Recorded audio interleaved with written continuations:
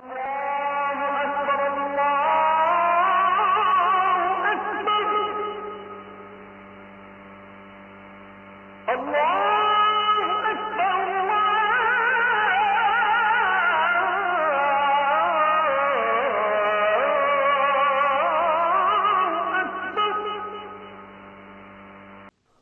হলো একমাত্র অখ্রিস্টান ধর্মবিশ্বাস যে ধর্মে যীশু খ্রিস্টকে একজন রাসূল বলে মানা হয়।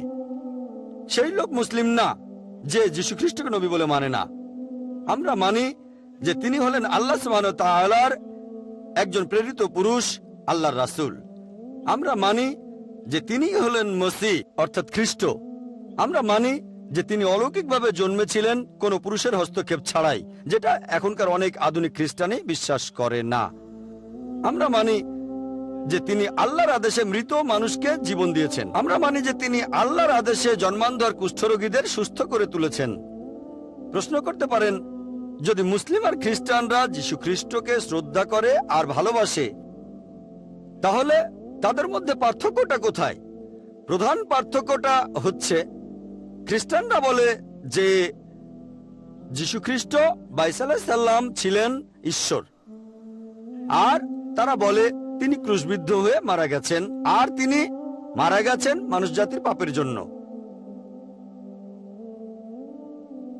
আজকের এই বিতর্কের টপিকটা হচ্ছে, ওয়াজ ক্রাইস্ট রিয়েলি ক্রুসিফাইড? আর যেহেতু মুসলিম আর খ্রিস্টানরা আমরা দুই পক্ষ যীশু খ্রিস্টকে নবী বলে মানি, সেজন্য আমি এখানে দুই পক্ষের দৃষ্টিভঙ্গি তুলে ধরব, মুসলিম আর খ্রিস্টানদের দৃষ্টিভঙ্গি। মুসলিমদের দৃষ্টিভঙ্গিটার কথা বলতে গেলে আমরা মানি আমাদের সবচেয়ে পবিত্র ধর্মগ্রন্থ, যেটা আল্লাহর আসমানি কিতাব অর্থাৎ পবিত্র কোরআন শরীফ। আমি লেকচারের শুরুতে কোরআনের একটা আয়াত বলেছিলাম, সূরা নিসার 157 নম্বর আয়াতে উল্লেখ করা হয়েছে। এখানে বলা হয়েছে ইসলামিক দৃষ্টিভঙ্গিটা আজকের বিতর্কের টপিকের উপরে, যিশু কি ক্রুশবিদ্ধ হয়ে মারা গেছেন? আর প্যাস্টর রুকনি একজন আরব খ্রিস্টান মিশনারি, আরবি হলো তার মাতৃভাষা। এই আয়াতটা তাকে অনুবাদ করে বলার কোনো রকম প্রয়োজন নেই, কারণ তিনি বুঝতে পারছেন পবিত্র কোরআনের এই আয়াতটা কি বলছে। তবে এখানে বেশিরভাগ মানুষ আরবি ভাষা বোঝেন না, আরবি তাদের মাতৃভাষা নয়। তাই আমার লেকচারের শুরুতে যে আয়াতটা বলেছিলাম সেটার অর্থ বলছি। সূরা নিসার 157 নম্বর আয়াতে উল্লেখ করা হয়েছে, বলা হয়েছে, তারা বলে ইহুদিরা দম্ভ করে, আমরা খ্রিস্টকে হত্যা করেছি, মরিয়মের পুত্র যিশুকে, যে আল্লাহ তাআলার রাসূল। তারা তাকে হত্যা করেনি, তাকে ক্রুশবিদ্ধও করেনি, তবে তাদের এইরূপ বিভ্রম হয়েছিল।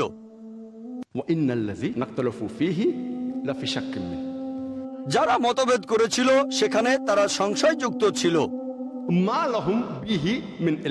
তাদের কোনো জ্ঞানই ছিল না, তারা শুধু অনুমান করেছিল। এটা নিশ্চিত যে তাকে হত্যা করা হয়নি। পবিত্র কোরআনের এই আয়াতটা খুব স্পষ্ট করে বলছে, পরিষ্কার ভাবে, কোন রকম দ্বিধাদ্বন্দ্ব নেই, যে ইসলামিক দৃষ্টিভঙ্গিটা হলো তারা তাকে হত্যা করেনি, ক্রুশবিদ্ধও করেনি। এটা নিশ্চিত যে তাকে হত্যা করা হয়নি। কোরআন এখানে খুবই স্পষ্ট করে দ্বিধাদ্বন্দ্ব ছাড়াই একথা উল্লেখ করেছে এই আয়াতটিতে, যে তাকে হত্যা করা হয়নি। যদি আমি এখানে আমার লেকচার শেষ করি বাইবেলের কথাগুলো নিয়ে কোন রকম আলোচনা না করেই প্যাস্টর যে কথাগুলো বলেছেন, তাহলে এই বিতর্কের ফলাফল হয়ে যাবে ড্র, কোনো সমাধান আসবে না। যে মুসলিমরা বলে পবিত্র কোরআন অনুযায়ী যিশু বা ঈসা আলাইহিস সালাম ক্রুশবিদ্ধ হয়ে মারা যাননি, আর খ্রিস্টানরা বাইবেল পড়ে তারা সেটা যেভাবে বোঝে তিনি ক্রুশবিদ্ধ হয়ে মারা গেছেন, ড্র হয়ে যাবে। তবে আমি সেটা করব না।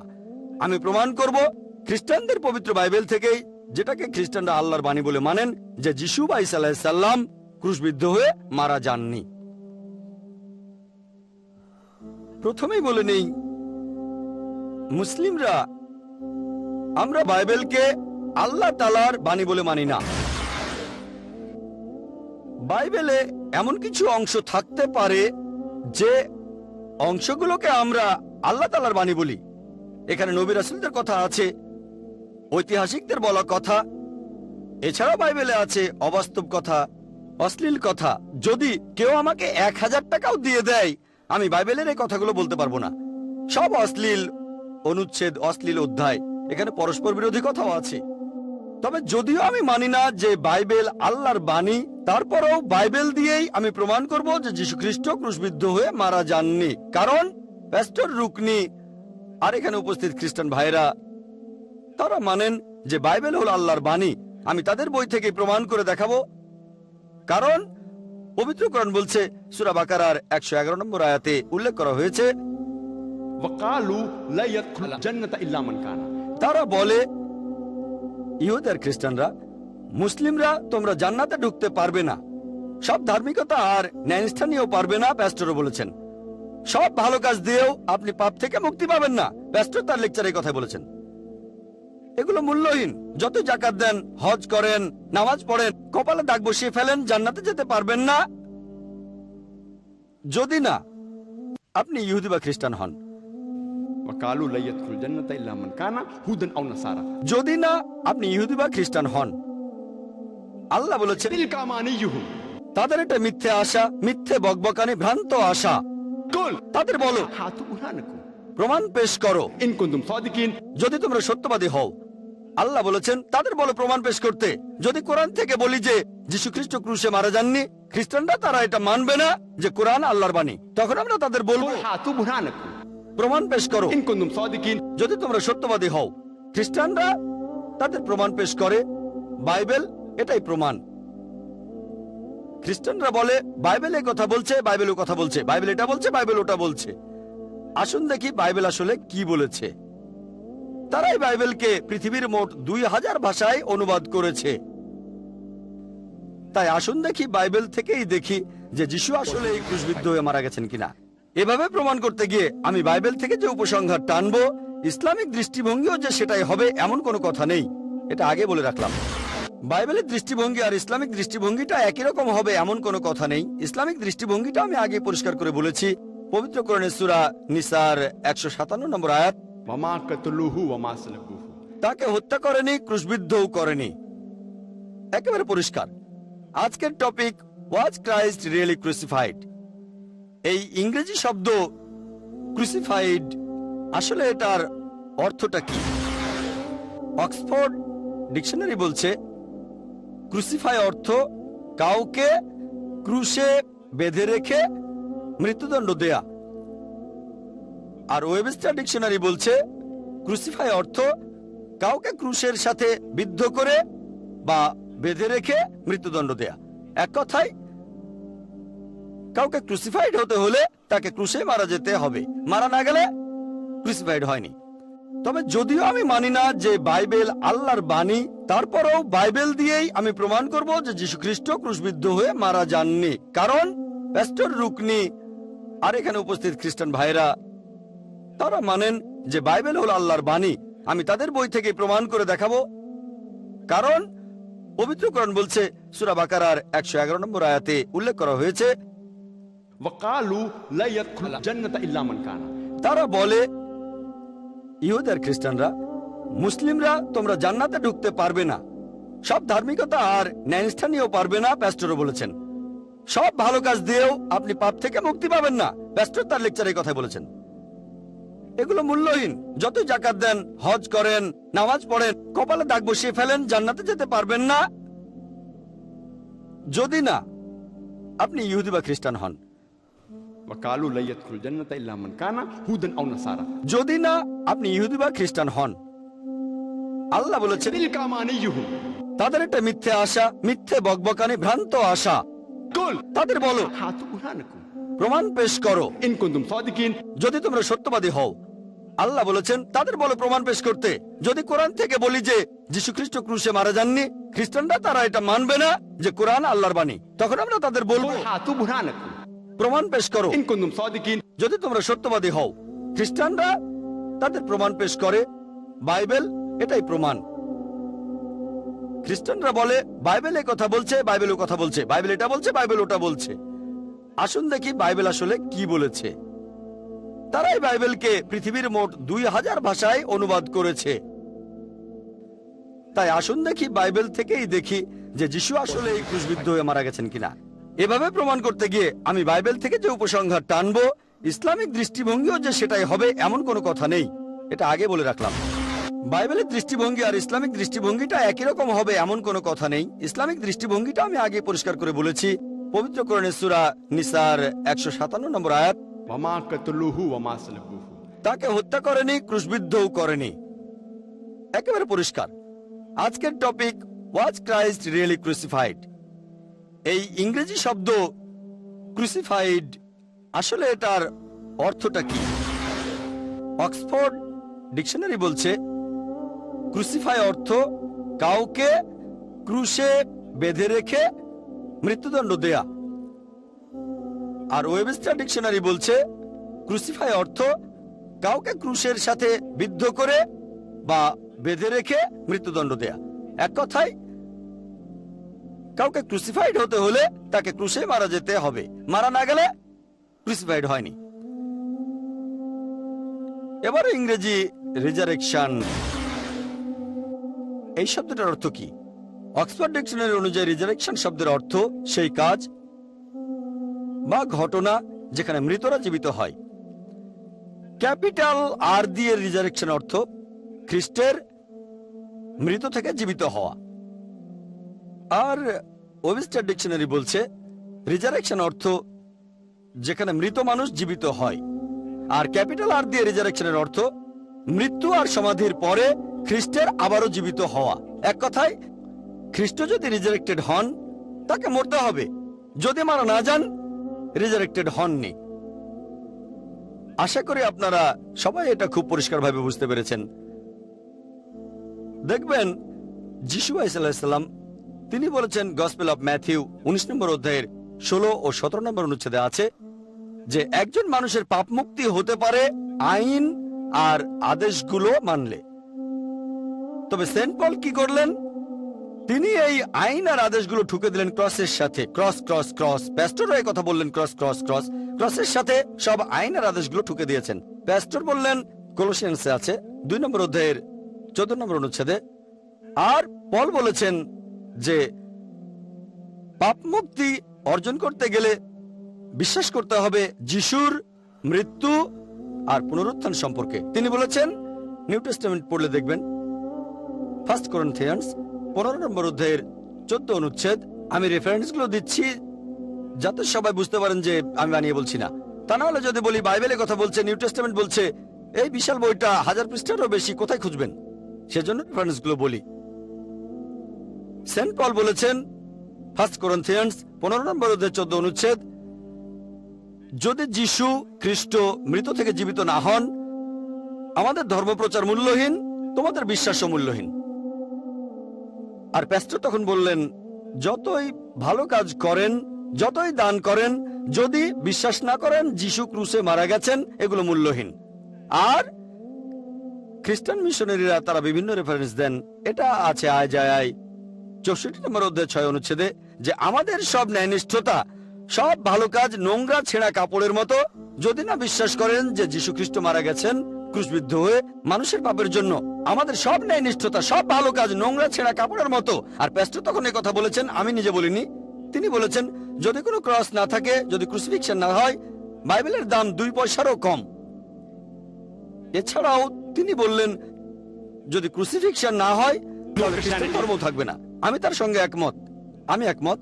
প্যাস্টর এছাড়াও বললেন তিনি ইন্ডিয়ায় এসেছেন, এখানে 20 বছরেরও বেশি সময় আছেন। আর ইন্ডিয়ায় আসার পরেই তিনি খ্রিস্টান ধর্মের আসল বার্তা বুঝতে পেরেছেন। আগে ছিলেন নামে মাত্র খ্রিস্টান, তবে তিনি ধর্মনিষ্ঠ খ্রিস্টান হয়েছেন এখানকার মুসলিমদের দেখে। এখন একটা কথা বলি যে আমার সাথে এর আগে মাত্র একজন আরব খ্রিস্টানের পরিচয় হয়েছিল। একজন সৌদি আরবে দেখা হয়েছিল, সিরিয়া থেকে এসেছিল। আমার একজন শোনার পরে আলহামদুলিল্লাহ আল্লাহর রহমতে তিনি মুসলিম হয়েছিলেন। এখন আমার জীবনে এই দ্বিতীয়বার কোন আরব খ্রিস্টানের সাথে পরিচিত হলাম। আর ইনশাল্লাহ আল্লাহ সাহায্য করলে আমি আল্লাহর কাছে দোয়া করছি যেন আল্লাহ তাকে হেদায়েত করেন। ইন্ডিয়ানদের দেখেই তিনি খ্রিস্টান ধর্ম সম্পর্কে জেনেছেন এবং আসল ধর্ম বিশ্বাসে ফিরে যাবেন, যেটা হলো ইসলাম। প্রত্যেক মানুষ যে ধর্ম নিয়ে জন্মায়, ইনশাল্লাহ এই লেকচার শোনার পরে, আমাদের আলোচনার পরে ইনশাল্লাহ দোয়া করি তিনি যেন আসল ধর্মে ফিরে আসতে পারেন ইনশাল্লাহ। আর মানবেন যে ক্রুসিফিকশন হয়নি, ক্রস নেই, খ্রিস্টান ধর্মও নেই। আর ইনশাল্লাহ আমার লেকচারে এই চেষ্টাই করব। আসুন দেখি সেন্ট পল যিশুর পুনরুত্থান সম্পর্কে কি বলেছেন। সেন্ট পল পুনরুত্থান সম্পর্কে বলেছেন, একই অধ্যায়ে বলেছেন, খ্রিস্ট পুনরুত্থিত না হলে তোমাদের বিশ্বাস মূল্যহীন, আমাদের ধর্মপ্রচার মূল্যহীন। 1 করিন্থিয়ান্স 15 নম্বর অধ্যায়ের শেষের দিকে আছে। সেন্ট পল বলেছেন 1 করিন্থিয়ান্স 15 নম্বর অধ্যায়ের 42 থেকে 44 অনুচ্ছেদে, তিনি বলেছেন যে এ কথাটা মৃত ব্যক্তির পুনরুত্থান সম্পর্কেও খাটে। যেটা রোপিত হয়েছে পাপের মধ্যে তা উত্থিত হয়েছে নিষ্পাপ হয়ে, যেটা রোপিত হয়েছে অসম্মানের মধ্যে তা উত্থিত হয়েছে গৌরবের সাথে, যেটা রোপিত হয়েছে দুর্বলতার মধ্যে তা উত্থিত হয়েছে শক্তিমত্তার সাথে, যেটা রোপিত হয়েছে প্রাকৃতিক শরীর হিসেবে তা উত্থিত হয়েছে আধ্যাত্মিক শরীর হিসেবে। প্রাকৃতিক শরীর এক জিনিস, আধ্যাত্মিক শরীর আরেক জিনিস। তাহলে সেন্ট পলের মতে পুনরুত্থিত মানুষের আধ্যাত্মিক শরীর থাকে, আধ্যাত্মিক শরীর। একই কথা বলেছেন তার ঈশ্বর এবং প্রভু যীশু খ্রিস্ট। গসপেল অফ লুক 20 নম্বর অধ্যায়ের 27 থেকে 36 অনুচ্ছেদে এই ঘটনাটা হলো একজন মহিলাকে নিয়ে যার 7 জন স্বামী ছিল। ইহুদিরা তখন যীশু খ্রিস্টের কাছে এসে প্রশ্ন করলো, এটা ইহুদিদের রীতি, কোন লোক এক মহিলাকে বিয়ে করলো, যদি লোকটা মারা যায় কোনো সন্তান না রেখে তার পরের ভাই সেই মহিলাকে তখন বিয়ে করবে, যাতে করে বংশধর আসতে পারে। যদি সেই ভাই মারা যায় কোনো সন্তান না রেখে তৃতীয় ভাই তাকে বিয়ে করবে, এভাবেই চলতে থাকবে। তো ইহুদিরা প্রশ্ন করলো যে এই মহিলা 7 জন ভাইকে বিয়ে করেছে একের পর এক, আর প্রত্যেক ভাই পৃথিবীতে তার স্বামী ছিল, প্রত্যেক ভাই সেই মহিলাকে বিয়ে করেছিল একের পর এক, কিন্তু কোনো সমস্যা ছিল না। কেন? কারণ এক ভাই মারা যাওয়ার পরে আরেক ভাই তাকে বিয়ে করেছিল, কোনো সমস্যা নেই। তারপরে সেই মহিলা মারা গেল। তখন ইহুদিরা যীশু খ্রিস্টকে প্রশ্ন করলো যে পুনরুত্থানের পরে কোন ভাই ওই মহিলার স্বামী হবে। তার মানে পুনরুত্থানের সময় 7 ভাইয়ের প্রত্যেকেই আবার নতুন করে জীবিত হবে, মহিলাও জীবিত হবে, তখন কে তার স্বামী হবে? যীশু খ্রিস্ট তখন তাদের বললেন, গসপেল অফ লুক 20 নম্বর অধ্যায়ের 35 ও 36 অনুচ্ছেদে, যে যারা পুনরুত্থিত হবে তারা বিয়ে করবে না, কারো সঙ্গে তাদের বিয়ে হবে না। 36 অনুচ্ছেদ বলছে, এছাড়াও তারা আর কখনো মরবে না, তারা তখন হবে দেবদূতদের সমান। তার মানে তারা ফেরেশতাদের মতো হবে। পুনরুত্থিত শরীর যেটা হবে আধ্যাত্মিক শরীর, এ কথা কে বলেছে? যীশু খ্রিস্ট বলেছেন। গসপেল অফ লুক 20 নম্বর অধ্যায় 36 অনুচ্ছেদ বলছে, সেন্ট পল বলেছেন 1 করিন্থিয়ান্স 15 নম্বর অধ্যায়ের 42 থেকে 44 নম্বর অনুচ্ছেদ বলছে একেবারে স্পষ্ট।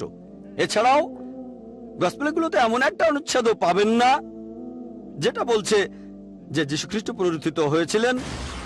সত্যি বলতে আপনারা যদি বাইবেল পড়েন তাহলে দেখবেন, হয়তো সবাই জানেন, সেই তথাকথিত ক্রুসিফিকশনের পরে যীশু খ্রিস্টের শিষ্যরা একটা ঘরে মিলিত হলো। যীশু খ্রিস্ট তখন সেই ঘরে ঢুকলেন।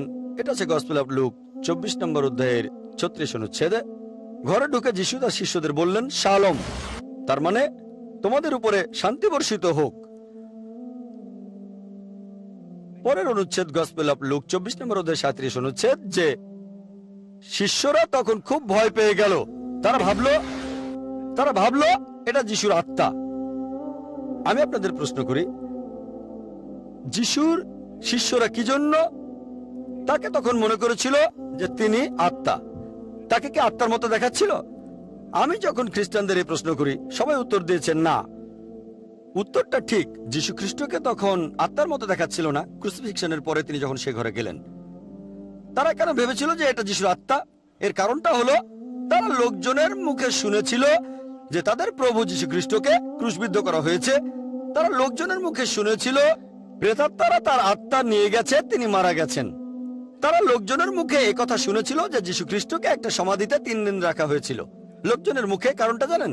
কারণ তারা নিজের চোখে দেখেনি। সেন্ট মার্ক বলেছেন, গসপেল অফ মার্ক 14 নম্বর অধ্যায়ের 50 অনুচ্ছেদ বলছে যে যিশুর সব শিষ্যরা তাকে ত্যাগ করে পালিয়ে গিয়েছিল। যীশু খ্রিস্টের জীবনের সবচাইতে সংকটময় মুহূর্তে, যখন তাদের প্রয়োজন ছিল সবচেয়ে বেশি, তখন সব শিষ্যই 100%, সেন্ট মার্কের মতে তাদের সবাই 14 নম্বর অধ্যায়ের 50 অনুচ্ছেদ বলছে সবাই যিশুকে ত্যাগ করে পালিয়ে গিয়েছিল। একথা কে বলেছে? জাকির নাইক বলেনি। গসপেল অফ মার্ক 14 নম্বর অধ্যায়ের 50 অনুচ্ছেদ বলছে সবাই যিশুকে ত্যাগ করেছিল লোকের মুখে শুনে। সেজন্য তারা ভেবেছিল যে এটা যিশুর আত্মা। তবে যিশু খ্রিস্ট তখন তাদের বললেন, পরের দুটো অনুচ্ছেদে আছে, গসপেল অফ লুক 24 নম্বর অধ্যায়ের 39 ও 40 নম্বর অনুচ্ছেদে যিশু তার শিষ্যদের বললেন যে তোমরা আমার হাত পা দেখো, এটা তো আমি নিজেই। আমাকে তোমরা ধরে দেখো, আত্মার কোনো রক্তমাংসের শরীর থাকে না আমাকে এখন যেভাবে দেখছো। তখন তিনি শিষ্যদের তার হাত পা দেখালেন। শিষ্যদের বললেন, তোমরা আমার হাত পা দেখো, এটা তো আমি নিজেই। তোমাদের কি হয়েছে? এটা তো আমি তো তোমাদের প্রভু যিশু খ্রিস্ট। তোমরা ভয় পাচ্ছ কেন? আমাকে ধরে দেখো, তোমরা আমার হাত পা দেখো। আত্মার কোনো রক্তমাংসের শরীর থাকে না। যিশু তার হাত পা দেখিয়ে কি প্রমাণ করতে চেয়েছেন? এটা প্রমাণ করতে চেয়েছেন যে তিনি পুনরুত্থিত হয়েছেন, প্রমাণ করতে চেয়েছেন তিনি আত্মা, প্রমাণ করতে চেয়েছেন যে তিনি আসলে আত্মা নন, তিনি পুনরুত্থিত হননি। পরের দুটো অনুচ্ছেদ গসপেল অফ লুক 24 নম্বর অধ্যায়ের 41 নম্বর ও 42 নম্বর অনুচ্ছেদে বলা হয়েছে শিষ্যরা খুব খুশি হলো, তারা আনন্দিত হলো। প্রথমে ভেবেছিল যিশু মারা গেছে, এখন দেখলো তিনি বেঁচে আছেন, জলজ্জান্ত। তাদের সামনে যীশু খ্রিস্ট দাঁড়িয়ে আছেন, তারা খুশি। যীশু খ্রিস্ট তখন তার শিষ্যদের বললেন যে তাদের কাছে কি কোনো খাবার আছে? তারা তখন তাকে খেতে দিল এক টুকরো ঝলসানো মাছ আর অল্প একটু মধু। যিশু তাদের সামনে সেই খাবারগুলো খেলেন প্রমাণ করার জন্য যে তিনি পুনরুত্থিত হয়েছেন, প্রমাণ করতে যে তিনি আত্মা, এটা প্রমাণ করতে যে তিনি মানুষ। তাদের সামনে তিনি সেই খাবারগুলো খেলেন, এক টুকরো ঝলসানো মাছ আর মধু, প্রমাণ করতে যে তিনি পুনরুত্থিত হননি, তিনি আত্মা নন, বরং তিনি একজন রক্তমাংসে জলজান্ত মানুষ। পুনরুত্থান না থাকলে ক্রুসিফিকশন নেই, খ্রিস্টান ধর্মও নেই। আপনাদের হয়তো মেরি ম্যাগডালিনের সেই গল্পটা মনে আছে, যখন তিনি তৃতীয় দিন যীশু খ্রিস্টের সমাধিতে গেলেন। এটা হচ্ছে গসপেল অফ জনে 20 নম্বর অধ্যায়ের 1 অনুচ্ছেদে। এছাড়াও হচ্ছে গসপেল অফ মার্কে 16 নম্বর অধ্যায়ের 2 অনুচ্ছেদে, যে সেটা ছিল সপ্তাহের প্রথম দিন, অর্থাৎ দিনটা ছিল রবিবার। ইহুদিদের সাবাথের দিন হলো শনিবার, তাহলে সপ্তাহের প্রথম দিন রবিবার। তাহলে সেই সপ্তাহের প্রথম দিন মেরি ম্যাগডালিন সমাধির কাছে গেলেন। এখন মেরি ম্যাগডালিন কেন তৃতীয় দিনে সমাধিতে যাবেন? যেহেতু তাদের মতে যীশুখ্রিস্ট আগেই মারা গেছেন, তাহলে সেখানে যাওয়ার প্রয়োজন কি? এর উত্তরটা দেওয়া আছে 1 নম্বর অনুচ্ছেদে, গসপেল অফ মার্কের 16 নম্বর অধ্যায়ের 1 অনুচ্ছেদে, যে মেরি ম্যাগডালিন যীশুখ্রিস্টকে মেসেজ করতে গিয়েছিলেন। অ্যানোয়েন্ট, ইংরেজি শব্দ অ্যানোয়েন্ট, আর মূল হিব্রু শব্দটা হলো মাসাহা, অর্থ মেসেজ করা, মালিশ করা, তেল মাখানো। আর এই শব্দটা থেকে আরবি ভাষায় শব্দটা এসেছে মসি, আর হিব্রু ভাষায় এই শব্দটা হলো মেসায়া, যাকে মালিশ করা হয়। এটাকে যদি গ্রিক ভাষায় অনুবাদ করেন সেটা হবে ক্রাইস্টস। এখান থেকে ইংরেজি শব্দটা এসেছে ক্রাইস্ট, যাকে মালিশ করা হয়। আমি একটা প্রশ্ন করি, কেউ মারা যাওয়ার 3 দিন পরে কি তার শরীর মেসেজ করা হয়? এমনটা শুনেছেন কখনো? যে ইহুদিরা 3 দিন পরে মৃতদেহ মেসেজ করে? এর উত্তর হবে না। এবার আমি খ্রিস্টানদের প্রশ্ন করি, খ্রিস্টানরা কি 3 দিন পরে মৃতদেহ মেসেজ করে? এর উত্তরও হবে না। মুসলিমরা, আমরা কি 3 দিন পরে মৃতদেহ মেসেজ করি? এর উত্তরও না। তাহলে যীশু খ্রিস্ট মারা যাওয়ার 3 দিন পরে মেরি ম্যাগডালিন কেন সেই সমাধিতে যাবেন? কারণটা জানেন? কারণ মেরি ম্যাগডালিন এবং জোসেফ অফ অ্যারামেথিয়া আর নিকোডিমাস, তারা যিশুর মৃতদেহকে গোসল করিয়েছিলেন। আর যখন যীশু খ্রিস্টের মৃতদেহকে ক্রস থেকে নামানো হলো, মেরি হয়তো যিশু শরীরে প্রাণের চিহ্ন দেখেছিলেন। তবে সেখানে মেরি নিশ্চয়ই এভাবে বলবে না যিশু বেঁচে আছেন, বেঁচে আছেন, তাহলে যিশুকে মেরে ফেলা হতো। যেহেতু মেরি যিশুর শরীরে প্রাণের চিহ্ন দেখেছে, সে তৃতীয় দিন আবার ফিরে আসলো সাবাথের দিনের পরে, আর সে আশা করেছিল জীবিত যীশু খ্রিস্টকে, মৃত যীশু খ্রিস্টকে নয়। আর এটা আছে গসপেল অফ জনের 20 নম্বর অধ্যায়ের 1 অনুচ্ছেদে। এছাড়াও গসপেল অফ মার্ক 16 অধ্যায়ের 4 অনুচ্ছেদে, যে মেরি দেখলো পাথরটা সরানো হয়েছে।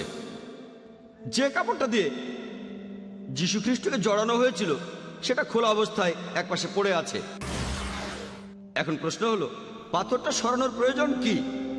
আর মৃতদেহ জড়ানোর যে কাপড়টা সেটাই বা একপাশে পড়ে থাকবে কেন?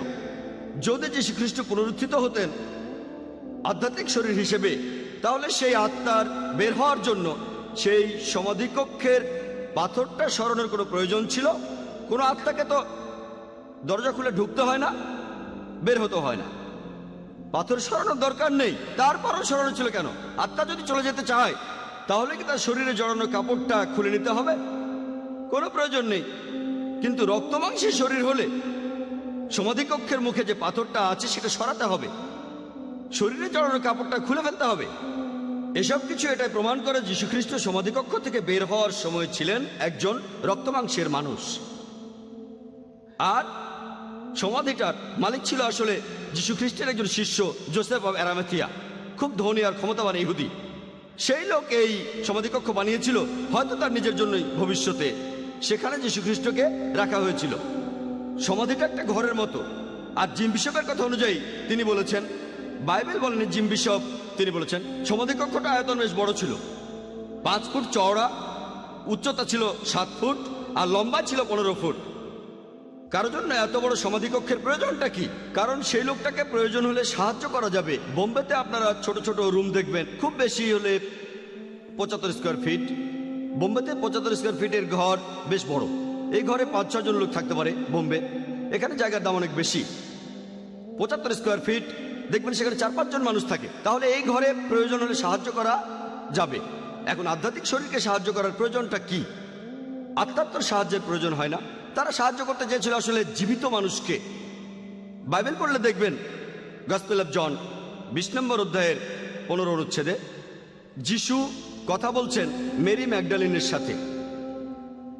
পৃথিবী থেকেই, মেরির পাশ থেকে, স্বর্গ থেকে না, যিশু দেখলেন যে মেরি কাঁদছেন। যিশু কাছে এসে বললেন, মহিলা তুমি কাঁদছো কেন? কাকে খুঁজছো? তিনি ভালোভাবে জানতেন মেরি কাঁদছে কেন, তারপর জিজ্ঞেস করলেন। মেরি তখন যিশুকে মনে করলো সেখানকার মালিক, আর তাকে বলল, আপনি ওনাকে নিয়ে কোথায় রেখেছেন? আমি তাকে নিয়ে যেতে এসেছি। এখন আমার প্রশ্ন, মেরি ম্যাগডালিন কেন ভাবলো যে যীশুখ্রিস্ট হলেন সেখানকার বাগানের মালিক? আপনাদের একটা প্রশ্ন করি, পুনরুত্থিত মানুষকে কি মালির মতো দেখায়? আপনারা কি বলেন? না। তাহলে মেরি কেন মনে করলো যীশুখ্রিস্ট সেখানকার বাগানের মালিক? এর উত্তরটা হলো, আসলে যিশু তখন মালির ছদ্মবেশে ছিলেন। এখন একজন আত্মা কেন মালির ছদ্মবেশ নেবে? যীশুখ্রিস্ট তখন মালির ছদ্মবেশে ছিলেন, তার কারণ তিনি তখন ইহুদিদের ভয় পাচ্ছিলেন। একজন আত্মা কখনোই কাউকে ভয় পাবে না, কারণ বুক অফ হিব্রু বলছে 9 নম্বর অধ্যায়ের 27 অনুচ্ছেদে মানুষ মাত্র একবারই মারা যায়, তারপরে আসবে শেষ বিচারের দিন। যীশুখ্রিস্ট নিজেই বলেছেন গসপেল অফ লুক 20 নম্বর অধ্যায়ের 36 অনুচ্ছেদে, একবার মরার পরে আর মরবে না। যদি আত্মা হয়ে যান তাহলে আর কাউকে ভয় পাবেন না, কেউ ক্ষতি করতে পারবে না, আপনি দ্বিতীয়বার মরবেন না। যিশু আত্মা হয়ে থাকলে ছদ্মবেশ নিয়ে থাকবেন কেন? তিনি ভয় পাবেন কেন? তিনি কেন লুকিয়ে থাকবেন? কেন ইহুদিদের কাছ থেকে লুকিয়ে থাকবেন? এটাই প্রমাণ করে তিনি পুনরুত্থিত হননি, জীবিতই ছিলেন। যিশু তখন মেরিকে বললেন, মেরি। এই একটা শব্দেই মেরি ম্যাগডালিন তার প্রভু যিশুকে চিনে ফেলল। আমরা সবাই আমাদের প্রিয়জনদের ডাকার সময় বিশেষ ভঙ্গিতে ডাকি, আর সেই টোনে, সেই স্টাইলে প্রিয়জনদের ডাকলে তারা তখন খুব সহজেই বুঝে ফেলে কে তাকে ডাকছে। মেরি ওর সাথে সাথে বুঝে ফেলল এই মালি আসলে যীশুখ্রিস্ট। মেরি যিশুর কাছে ছুটে গেল। গসপেল অফ জন 20 নম্বর অধ্যায়ের 15, 16 ও 17 অনুচ্ছেদ। যিশু মেরিকে বললেন, আমাকে স্পর্শ করো না। কেন? যিশু নিষেধ করলেন কেন? যিশুর শরীরে কি বিদ্যুৎ ছিল যে কেউ স্পর্শ করলে বিদ্যুতের শক লাগবে তাকে? শরীরে কি ডিনামাইট বাঁধা যে কেউ স্পর্শ করলেই ওটা ফেটে যাবে? কেন স্পর্শ করতে নিষেধ করলেন? কারণ তিনি রক্ত মাংসের মানুষ। চিন্তা করেন, ক্রুশবিদ্ধ থাকার সময় তিনি যে শারীরিক আর মানসিক কষ্ট পেয়েছেন, এই কষ্টের ধকল সামলে উঠতে সময় লাগবে। ক্রুশবিদ্ধ থাকার সময় অনেক অত্যাচার সহ্য করেছেন, এখন তার শরীর ক্ষতবিক্ষত, তাই বললেন আমাকে স্পর্শ করো না। তারপর আরো বললেন গসপেল অফ জন 20 নম্বর অধ্যায়ের 17 অনুচ্ছেদে, আমি এখনো আমার পিতার কাছে ফিরে যাইনি। তার অর্থ কি? তার মানে তিনি তখনও মারা যাননি। যীশুখ্রিস্ট মেরি ম্যাগডালেনকে একেবারে স্পষ্ট করে বললেন যে তিনি তখনও পুনরুত্থিত হননি। এটাই প্রমাণ তিনি জীবিত ছিলেন। বাইবেলে আরো আছে, গসপেল অফ মার্ক 16 নম্বর অধ্যায়ের 11 অনুচ্ছেদে, যে যিশুর শিষ্যরা তারা শুনেছিল যে তাদের প্রভু যীশু খ্রিস্ট বেঁচে আছেন। তাদের জানিয়েছিল মেরি ম্যাগডালেন, কিন্তু তারা বিশ্বাস করেনি। ইহুদিদের একটা বদ অভ্যাস ছিল, তারা অবান্তর প্রশ্ন করত, নবীদের ঝামেলায় ফেলতো। কোরআনের কথা বলছে, বাইবেলও বলছে, মুসাকে অবান্তর প্রশ্ন করেছিল, তাকে ঝামেলায় ফেলেছিল, মুসাকে অপদস্থ করেছিল, যিশুর সাথে একই কাজ করেছিল। এছাড়াও গসপেল অফ ম্যাথিউ আছে 12 নম্বর অধ্যায়ের 38 অনুচ্ছেদে, ইহুদিরা যীশু খ্রিস্টের কাছে এসে বলল, প্রভু, রাবাই, যার অর্থ প্রভু, আপনি আমাদের একটা নিদর্শন দেখান। নিদর্শন মানে অলৌকিক কিছু, অলৌকিক। যীশু খ্রিস্ট যেসব ভালো কাজ করেছিলেন সেগুলো দেখেও তারা সন্তুষ্ট হতে পারছে না, তারা নিদর্শন দেখতে চাইলো, অলৌকিক কাজ দেখতে চাইলো। যেমন ধরেন, হয়তো আকাশে উড়ে বেড়ানো, পানির উপরে হেঁটে বেড়ানো, অথবা জ্বলন্ত কয়লার উপরে হাঁটা, তারা সাইন দেখতে চাইলো। এখানে সাইন মানে ল্যাম্পপোস্টের সাইন না, রাস্তায় বিভিন্ন রকম সাইন দেখা যায় তেমন সাইন না। এখানে সাইন মানে অলৌকিক কিছু। আর বাইবেলের নতুন ইন্টারন্যাশনাল ভার্সনে বলা আছে এটা অলৌকিক নিদর্শন। ইহুদিদের কথার উত্তরে যিশু কি বললেন? তিনি কি উত্তর দিলেন? পরের অনুচ্ছেদে গসপেল অফ ম্যাথিউ 12 নম্বর অধ্যায়ের 39-40 অনুচ্ছেদে বলছে, তোমরা হচ্ছ অপরাধী আর ব্যভিচারী জাতি, তোমরা নিদর্শন দেখতে চাও, অলৌকিক কিছু দেখতে চাও, কোনো নিদর্শন দেখানো হবে না, শুধু ইউনুসের নিদর্শন বাদে। যেভাবে ইউনুস 3 দিন আর 3 রাত ধরে তিমি মাছের পেটে ছিলেন, সেই একইভাবে মানুষের পুত্র থাকবেন 3 দিন ও 3 রাত এই পৃথিবীর বুকের ভেতর। যীশু খ্রিস্ট তাদের এই কথা বলেননি যে তোমরা সেই অন্ধলোককে দেখো যাকে আমি সুস্থ করে দিয়েছিলাম, তোমরা সেই মহিলাকে জিজ্ঞেস করো যে আমাকে স্পর্শ করেই সুস্থ হয়েছিল। 2000 শুকর মেরে প্রেতাত্মায় আচ্ছন্ন একজনকে সারানোর কথাও তিনি বলেননি। 5000 লোককে একটা মাছ খাইয়েছিলেন, অথবা 3000 লোককে একটা রুটি খাইয়েছিলেন, এ কথাও বলেননি। তিনি বললেন কোন নিদর্শন দেখানো হবে না ইউনুসের নিদর্শন বাদে। যীশু খ্রিস্ট তার অলৌকিক কাজ সেটাকে এক কথায় বলে দিলেন, সেটা ইউনুসের নিদর্শন। আর কোন লোক যদি ইউনুসের নিদর্শনটা জানতে চান, তাকে বাইবেল সম্পর্কে বিশেষজ্ঞ হতে হবে না, তাকে হতে হবে না কোনো ডক্টর অফ ডিভিনিটি, কারণ এগুলো আমরা স্কুল থেকেই জানি। আর সব দেশেই, এমনকি ইন্ডিয়াতেও, হয়তো আপনি একজন খ্রিস্টান অথবা মুসলিম অথবা হিন্দু, কোনো না কোনোভাবে পড়েছেন, হয়তো কমিক্সে অথবা উপদেশমূলক গল্পে ইউনুসের নিদর্শন, তিমির পেটে ইউনুস, সবাই জানে। তবে আপনি যদি ইউনুসের নিদর্শনটা পড়তে চান, পবিত্র বাইবেলে এই বিশাল বইয়ে ইউনুসের নিদর্শন, এটা 2 পৃষ্ঠারও কম, 1.5 পৃষ্ঠা চাইতেও কম। আপনাদের বোঝার জন্য এই পৃষ্ঠাটার একটা কপি দেখাচ্ছি। এই বইটা 1.5 পৃষ্ঠা চাইতেও ছোট, 1.5 পৃষ্ঠারও কম, মাত্র 4টা অধ্যায়। আর এই 1000 পৃষ্ঠার বিশ্বকোষে এই অধ্যায়টা খুঁজে পাওয়া খুবই কঠিন। তবে আপনারা সবাই গল্পটা মোটামুটি জানেন যে মহান ঈশ্বর তিনি তার নবীকে বললেন, ইউনুস আলাইহিস সালামকে, নিনেভ শহরের মানুষদের কাছে মহান ঈশ্বরের বাণী প্রচার করো। কিন্তু ইউনুস বললেন, নিনেভ শহর, ওখানে মানুষ খুব খারাপ, ঈশ্বরের বাণী তো তারা মেনে চলবে না। আর ভাবলেন তারা আমাকে নিয়ে হাসি ঠাট্টা করবে, আমার সময়টা নষ্ট হবে। তিনি তাই জপায় গেলেন, আর সেখান থেকে জাহাজে করে টার্সিসে গেলেন। কিন্তু জাহাজে ওঠার পর প্রচন্ড ঝড় শুরু হলো। আর তখনকার দিনে নাবিকদের মধ্যে একটা কুসংস্কার প্রচলিত ছিল যে জাহাজে যাওয়ার পর যদি ঝড় শুরু হয়, এটার কারণ হলো কেউ একজন ঈশ্বরকে অমান্য করেছে। তারা তখন বের করার চেষ্টা করত যে কে এই ঘটনার জন্য দায়ী। তারা দায়ী লোককে লটারি করে বের করত। এখানে যখন লটারি করা হলো, দেখা গেল ইউনুসই এর জন্য দায়ী। আর ইউনুস আলাইহিস সালাম আল্লাহর প্রেরিত নবী ছিলেন। তিনি মানলেন আর বললেন, দেখো এসব কিছুর জন্য আমি দায়ী, মহান ঈশ্বর আমাকে নিনেভ শহরে যেতে বলেছিলেন, কিন্তু আমি জোপা থেকে এখন টার্সিসে যাচ্ছি, পালিয়ে যাচ্ছি, আমি অন্যায় করেছি, তোমরা আমাকে ধরে সাগরে ফেলে দাও। কিন্তু তারা বলল, এই লোক কি ধার্মিক লোকটা, কেন আমরা তাকে মেরে ফেলবো? তারা জাহাজ সরিয়ে নেওয়ার চেষ্টা করলো, কিন্তু কিছুই করা গেল না। তখনও ঝড় চলছে। ইউনুস বললেন, তোমরা আমাকে ধরে সাগরে ফেলে দাও। শেষে তারা রাজি হলো আর ইউনুসকে সাগরে ফেলে দিল। সাগরে ফেলে দেওয়ার পরে ঝড়টা থেমে গেল। হয়তো কাকতালীয় ঘটনা। কিছুক্ষণ পরে একটা বড় মাছ, একটা তিমি মাছ এসে ইউনুস আলাহিসাল্লামকে গিলে ফেললো। ইউনুস আলাহিসাল্লাম তিমি মাছের পেটে বসে দোয়া পড়তে লাগলেন। ইউনুস আলাহিসাল্লামকে সেই মাছটা 3 দিন 3 রাত পেটে নিয়ে সাগরে ঘুরলো। তারপর সাগর পাড়ে বমি করে তাকে ফেলে দিল। যীশু খ্রিস্ট নিদর্শন সম্পর্কে ইহুদিদের কি বলেছিলেন? যে তোমাদের কোনো নিদর্শন দেখানো হবে না, শুধু ইউনুসের নিদর্শন বাদে। আর ইউনুস নবী যেভাবে 3 দিন আর 3 রাত ধরে তিমি মাছের পেটে ছিলেন, সেই একইভাবে মানুষের পুত্র 3 দিন আর 3 রাত ধরে পৃথিবীর বুকের ভেতরে থাকবেন। আমি আপনাদের একটা প্রশ্ন করি, ইউনুসকে সাগরে ফেলে দেওয়ার সময় তিনি জীবিত ছিলেন না মৃত? উত্তর দেওয়ার আগে আপনাদের জন্য সহজ করে দেই। ইউনুস আলাইহিস সালাম নিজে থেকেই বলেছিলেন যে আমি অপরাধী, এজন্য আমি দায়ী, আমাকে সাগরে ফেলে দাও। কেউ রাজি না হলে হয়তো তার পাটা ভেঙে ফেলবেন, হয়তো ভাঙবেন তার ঘাড়, হয়তো হাত মুচড়ে দেবেন, কিন্তু ইউনুস নিজেই বলেছিলেন তাই এসবের প্রয়োজন ছিল না, শুধু সাগরে ফেলে দিয়েছিল। আপনাদের আরেকটা প্রশ্ন করি, ইউনুসকে সাগরে ফেলার সময় তিনি জীবিত ছিলেন নাকি মৃত? জীবিত। তিমি মাছ এসে তাকে গিলে ফেললো, তখন তিনি জীবিত না মৃত? জীবিত। আল্লাহর কাছে তিনি দোয়া করেছিলেন তিমির পেটের ভেতরে থেকে, তখন জীবিত না থাকলে প্রার্থনা করতে পারতেন? তখন জীবিত না মৃত? জীবিত। তিমিটা ইউনুসকে নিয়ে 3 দিন 3 রাত ধরে সাগরে ঘুরলো, জীবিত না মৃত? জীবিত।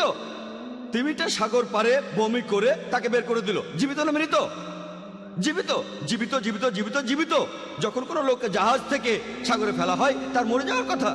মারা গেলে অলৌকিক হবে না, যদি বেঁচে থাকেন অলৌকিক। তিমি মাছ তাকে গিলে ফেললো, মারা যাওয়ার কথা, কিন্তু তিনি মরেননি, এটা অলৌকিক। 3 দিন 3 রাত গরমে আর অক্সিজেনের অভাবে সেই তিমি মাছের পেটে তার মরে যাওয়ার কথা, কিন্তু তিনি মরেননি, এটা অলৌকিক। একই সাথে অনেকগুলো অলৌকিক ঘটনা। ঘটনাটা খুবই অলৌকিক। যিশু বলেছেন ইহুদিদের যেভাবে ইউনুস ছিলেন 3 দিন 3 রাত, সেভাবে মানুষের পুত্র থাকবে 3 দিন 3 রাত। যেভাবে ইউনুস নবী 3 দিন 3 রাত তিমির পেটে ছিলেন, সেই একইভাবে ঈশ্বরের পুত্র 3 দিন 3 রাত পৃথিবীর বুকে থাকবেন। ইউনুস ছিলেন জীবিত।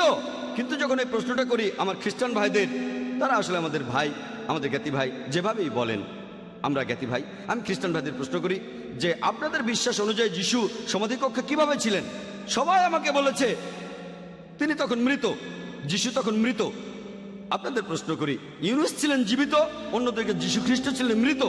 তাহলে যিশু খ্রিস্ট কি ইউনুসের মতোই হলেন নাকি হলেন না? একরকম না আলাদা? আলাদা। তাহলে যিশুর ভবিষ্যৎবাণীটা আসলে সত্যি সত্যি ঘটেনি। তিনি নিজেই নিদর্শনের কথা বলেছেন, কোন নিদর্শনই দেখানো হবে না ইউনুসের নিদর্শন বাদে। আর তার এই ভবিষ্যৎবাণী বাস্তবে ফলেনি। ভবিষ্যৎবাণীটা সত্যি হতে গেলে যীশু খ্রিস্টের থাকা উচিত জীবিত। আমার লেকচার আমি আগেও বলেছি তিনি ছিলেন জীবিত। তা না হলে নবী যীশু খ্রিস্টকে বলতে হয় মিথ্যাবাদী, নাউজুবিল্লাহ। এটা আমরা কখনো বলতে পারবো না। তাকে আমরা সম্মান আর শ্রদ্ধা করি। তাহলে এই ভবিষ্যৎবাণী সত্যি হওয়ার জন্য তার থাকা উচিত জীবিত। আর যীশু খ্রিস্ট সে সময় জীবিত ছিলেন, এ কথা আমি আগেও আমার লেকচারে প্রমাণ করে দেখিয়েছি। এ কথা আগেও বলেছি যে একজন লোককে ক্রুসিফাই হতে গেলে তাকে অবশ্যই সেই ক্রসে ঝোলা অবস্থায় মারা যেতে হবে। যদি সেই লোক ক্রসে ঝুলে মারা না যায়, তাহলে সে ক্রুসিফাইড হয়নি। এমন কিছু লোক আছে যারা বলবে এই নিদর্শনের ব্যাপারটা আসলে জীবিত মৃত্যু নিয়ে নয়, এখানে সময়ের উপর জোর দেওয়া হচ্ছে। অর্থাৎ 3 দিন আর 3 রাত ইউনুস যেভাবে তিমির পেটে ছিলেন, একইভাবে ঈশ্বরের পুত্র থাকবেন 3 দিন 3 রাত ধরে। 3 বলা হয়েছে এখানে 4 বার। এখানে আসলে গুরুত্ব দেওয়া হচ্ছে 3 সংখ্যাটার উপর, জীবিত বা মৃত না। আমি বললাম 3-এর মধ্যে অলৌকিকতা কোথায়? যদি আমি বলি দিল্লি যেতে আমার 3 দিন 3 রাত সময় লাগবে, এটা কোনো অলৌকিক? তাহলে 3-এর অলৌকিকতা কি? 3 দিন বা 3 সপ্তাহ, এটা তো কোনো অলৌকিক না। কিন্তু তারা বলে না, এখানে সময়টাই আসল। আসুন আমরা দেখি যিশু কি এই ভবিষ্যৎবাণীটা পূরণ করেছিলেন, যেটা কিছু খ্রিস্টানের মতে এই অলৌকিক ঘটনাটার মূল বিষয়।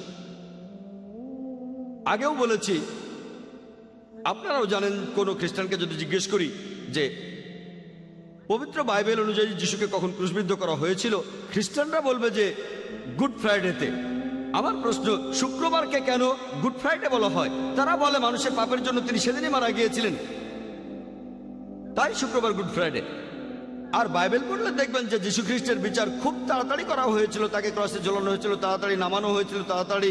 কারণটা প্যাস্টরও বললেন, যেদিন সাবাত সেই রাতে কাউকে ক্রসে ঝুলিয়ে রাখা হতো না। এটা আছে, তিনি রেফারেন্স দেননি, ডিউটেরোনমি 21 অধ্যায় 23 অনুচ্ছেদে আছে, সেই স্থানটা অভিশপ্ত হবে, সেজন্য যিশুকে নামানো হয়েছিল।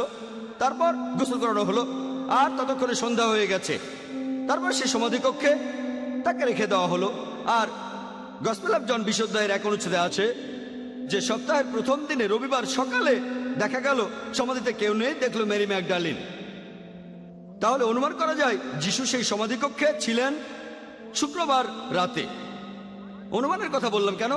কারণ বাইবেলে বলা নেই কখন যিশু সমাধি ছেড়ে চলে গেছেন। হয়তো তিনি গেছেন শুক্রবার গভীর রাতে বা শনিবার সকালে, কিছুই বলা নেই। তাই এটা আমরা অনুমান করে নিচ্ছি যিশু রবিবার সকালে সেখান থেকে বেরিয়ে গেছেন। তাহলে যিশু সেই সমাধিতে ছিলেন শুক্রবার রাতে, এটা অনুমান। এরপর সেই সমাধিতে ছিলেন শনিবার সকালে, এটাও অনুমান। যীশু খ্রিস্ট সমাধিকক্ষে ছিলেন শনিবার রাতে, এটাও অনুমান। রবিবার সকালে সমাধিকক্ষটা ফাঁকা, তাহলে যিশু সেখানে ছিলেন 2 রাত 1 দিন। কিন্তু বলা হয়েছিল 3 দিন 3 রাত, 3 দিন আর 3 রাত। ইউনুস নবী যেভাবে তিনি মাছের পেটে ছিলেন, সেই একইভাবে ঈশ্বরের পুত্র পৃথিবীর বুকের ভেতরে থাকবেন 3 দিন আর 3 রাত। কিন্তু যীশু খ্রিস্ট সেই সমাধিতে ছিলেন 1 দিন 2 রাত। 3 দিন 3 রাত আর 1 দিন 2 রাত, এই দুটো সময় কি এক? এই দুটো সময় কি এক না? তাহলে তারা যে সময়ের উপর গুরুত্ব দেয় সেটাও আসলে বাস্তবে ফলেনি। তাহলে ঘটনাটা দাঁড়ালো যীশু খ্রিস্ট তখন জীবিত ছিলেন। কাউকে তখনই ক্রুসিফাইড বলা হয় যদি সে ক্রসেই মারা যায়। প্যাস্টর যখন আবার কথা বলতে আসবেন তখন তার সুবিধার জন্য আমি কিছু প্রমাণ দেখাবো যে যীশু ক্রুসিফাই হননি, তিনি পুনরুত্থিত হননি, তিনি জীবিতই ছিলেন। আর জীবিত থাকলে ক্রুসিফিকশনও হয়নি, পুনরুত্থানও হয়নি। যিশুকে ক্রুসে ঝুলানোর পরে খুব তাড়াতাড়ি নামানো হয়েছিল, 3 ঘন্টা পরে। 3 ঘন্টায় ক্রসে কেন মারা যাওয়া কঠিন, তাই যিশু ছিলেন জীবিত। যখন তাকে নামানো হলো, ক্রুশবিদ্ধ 2 জন তারা বেঁচে ছিল, প্রমাণ করে যে যিশুও বেঁচে ছিলেন। 2 নম্বর পয়েন্ট। 3 নম্বর পয়েন্ট, তার পা দুটো ভাঙা হয়নি। মৃতের কাছে তার পায়ের কোনো দাম নেই, প্রমাণ করে যে তিনি জীবিত ছিলেন। 4 নম্বর পয়েন্ট হচ্ছে পাথরটা সরানো হয়েছিল আর গায়ে জড়ানো কাপড়টা খোলা হয়েছিল, এতে প্রমাণ হয় যে তিনি জীবিত ছিলেন। 5 নম্বর পয়েন্ট, যে তিনি মালিক ছদ্মবেশ নিয়েছিলেন। কেন? কারণ তিনি জীবিত ছিলেন, তাই ইহুদিদের কাছ থেকে লুকিয়েছিলেন। 6 নম্বর পয়েন্ট, সমাধিটা বেশ বড় ছিল, অনেক বড় রুম। মৃত একজন লোকের জন্য এত বড় ঘরের প্রয়োজনটা কি? তাহলে যীশু খ্রিস্ট ছিলেন জীবিত। 7 নম্বর পয়েন্ট, যে যখন মেরি ম্যাগডালিন যীশু খ্রিস্টের কাছে গেল, যীশু তাকে বললেন আমাকে স্পর্শ করো না। কেন? কেন? তিনি রক্ত মাংসের মানুষ, তিনি জীবিত ছিলেন, তার ব্যথা লাগবে, যন্ত্রণা পাবেন তিনি, এতে প্রমাণ হয় তিনি জীবিত ছিলেন। যিশু তখন মেরিকে বলেছিলেন যে আমি এখনো আমার পিতার কাছে ফিরে যাইনি, তার মানে তিনি ছিলেন জীবিত। 9 নম্বর পয়েন্ট, মেরি ম্যাগডালিন তখন যীশু খ্রিস্টকে দেখে ভয় পাননি। 10 নম্বর পয়েন্ট, যে সেই উপরের রুমে যিশু তার হাত পা দেখিয়েছিলেন, প্রমাণ করতে যে তিনি আত্মা নন বরং তিনি মানুষ। 11 নম্বর পয়েন্ট, যে শিষ্যরা তাকে দেখে খুশি হয়েছিল। কেন? তারা ভেবেছিল যিশু মারা গিয়ে আত্মা হয়েছেন, তারা খুব খুশি হয়েছিল কারণ তিনি জীবিত। 12 নম্বর পয়েন্ট, যিশু সেখানে 1 টুকরো সেদ্ধ মাছ আর মধু খেলেন, প্রমাণ করতে যে তিনি জীবিত। তার শিষ্যরা শুনেছিল মেরি ম্যাগডালিনের কাছে যে তিনি জীবিত। 14 নম্বর পয়েন্ট, ইউনুসের নিদর্শন। যেভাবে ইউনুস নবী 3 দিন 3 রাত তিমির পেটে ছিলেন, সেই একইভাবে ঈশ্বরের পুত্র 3 দিন 3 রাত এই পৃথিবীর বুকে থাকবেন, জীবিত জীবিত জীবিত। যিশু জীবিত ছিলেন, ক্রুসিফিকশন হয়নি, পুনরুত্থানও হয়নি। তাহলে এক কথাই বললে যিশু খ্রিস্টকে ক্রুসে ঝোলানো হয়েছিল বাইবেলের কথা অনুযায়ী, কিন্তু তিনি মারা যাননি। এখন আজকের টপিক হলো, ওয়াজ ক্রাইস্ট রিয়েলি ক্রসিফাইড? যদি ক্রসে থাকা অবস্থায় তিনি মারা যান তাহলে ক্রসিফাইড হয়েছেন, যদি ক্রসে থাকা অবস্থায় তিনি মারা না যান তাহলে সেই ঘটনাকে আপনারা কি বলবেন? আর ইংরেজি ভাষায় কোনো শব্দ নেই। যদি আপনারা ডিকশনারিতে এই শব্দটা খোঁজেন যে কাউকে ক্রুসে ঝুলানো হয়েছিল কিন্তু মারা যাননি, এজন্য কোনো শব্দ আপনারা পাবেন না, নতুন শব্দ বানাতে হবে। এখানে যে শব্দটা আমরা বলতে পারি সেটা হলো, যীশু খ্রিস্ট আসলে ক্রুসিফাইড হননি, তিনি ক্রুসিফিক্টেড হয়েছিলেন। শব্দটা ক্রুসিফিকশন হবে না, CRUCIFIXION, এটা হবে ক্রুসিফিকশন, CRUCIFICTION। এটা একটা ফিকশন, আমাদের নতুন শব্দ বানাতে হবে। তাহলে বলা যায় যে যীশু খ্রিস্ট তিনি ক্রুসিফাইড হননি, তিনি হয়েছিলেন ক্রুসিফিক্টেড। তাই আশা করি এতে দ্বিধাদ্বন্দ্ব চলে যাবে, আর প্যাস্টরও মানবেন, তার মন থেকে দ্বিধাদ্বন্দ্ব দূর হয়ে যাবে যে যীশু খ্রিস্ট আসলে ক্রুসিফাইড হননি, কোনো ক্রুসিফিকশন হয়নি FIXION, বরং ক্রুসিফিকশন FICTION। লেকচার শেষ করার আগে কোরআনের একটি আয়াতের উদ্ধৃতি দিচ্ছি। সূরা আল ইমরানের 54 নম্বর আয়াতে কথার উল্লেখ করা আছে, ومكروا مكر الله والله خير الماكرين। আর তারা চক্রান্ত করেছিল, আল্লাহ কৌশল করেছিলেন, নিশ্চয়ই আল্লাহ কৌশলীদের শ্রেষ্ঠ। واخر دعوانا الحمد لله رب العالمين।